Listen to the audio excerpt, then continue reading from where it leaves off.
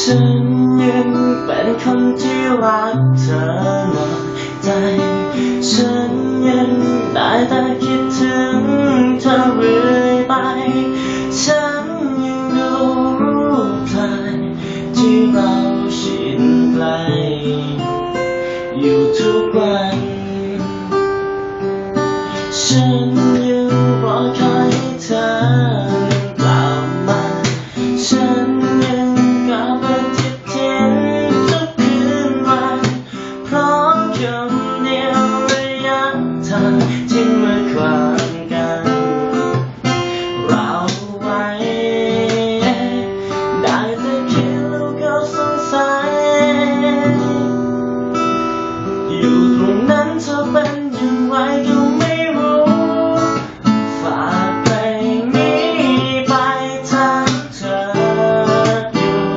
อยากจะรู้ในความเป็นไปเธอยังคิดถึงฉันทุกนาทีหรือเปล่าเธอยังจำเรื่องราวในวันวานได้หรือไม่เธอยังมีใจฉันคนเดียวยังรอฉันแค่คนเดียวที่ยังรักกันเหมือนเดิมอยู่ใช่ไหมช่วยบอกให้รู้ทีฉันกลัวใครทำให้เธอนั้นเปลี่ยนไปฉันกลัวสิ่งที่ไม่แน่นอนมากมายฉันกลัวคำว่าเสียใจเธอรอฉันได้ใช่ไหมได้แต่คิดแล้วก็สงสัยอยู่ตรงนั้นเธอเป็นอย่างไรก็ไม่รู้ฝากเพลงนี้ไปถามเธอ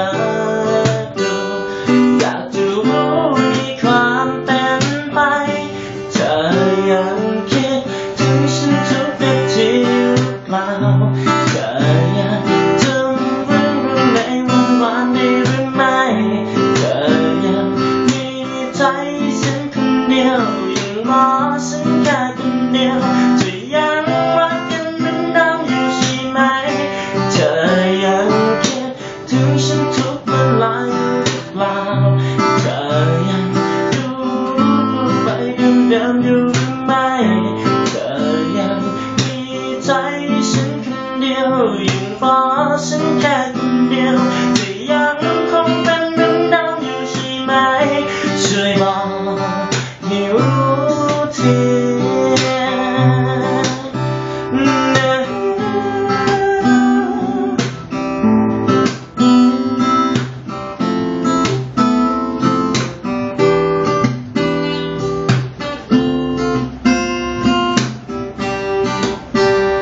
ได้แต่คิดแล้วก็สงสัย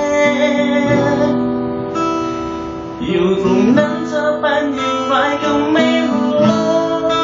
ฝากเพลงนี้ไปถามเธอดูอยากจะรู้ในความเป็นไปเธอยังคิดถึงฉันทุกนาทีหรือเปล่าเธอยังจำเรื่องราวในวันวานได้หรือไม่